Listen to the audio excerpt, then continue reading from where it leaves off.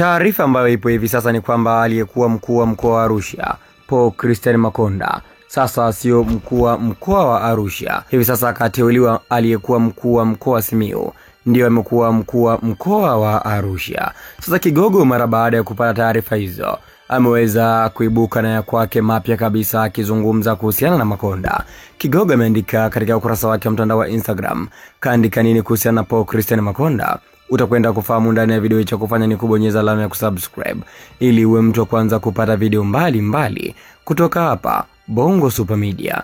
Na bila kupoteza muda, Kigogo mara baada ya kupata taarifa kwamba Rais wa Jamhuri ya Muungano wa Tanzania Dr. Samia Suluhu Hassan amemweka mkuu mwingine mpya kabisa mkoa katika mkoa wa Arusha, na nukuu hapa maneno ambayo ameandika Kigogo 2014 katika ukurasa wake wa mtandao wa Instagram, na nukuu: sasa siasa za CCM hizo, watu wanajiandalia makazi ya kudumu, kwa hiyo sasa Gambo mtamuweka wapi?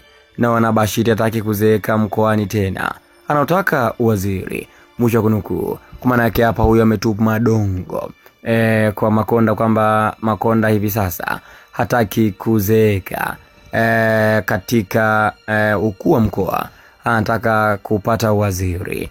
Ndio lengo la Makonda hapa. Kigogo ameweza kufafanua na anajiuliza, je, Gambo atawekwa wapi? Kwa maana yake hapa Makonda atakwenda kugombea katika jimbo la Arusha mjini na watu wanamkubali kweli Makonda.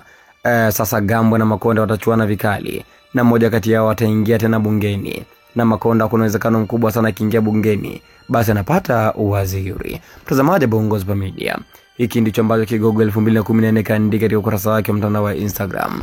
Je, unahisi kati ya Gambo na Makonda katika jimbo la Arusha mjini nani atashinda katika kura za maoni?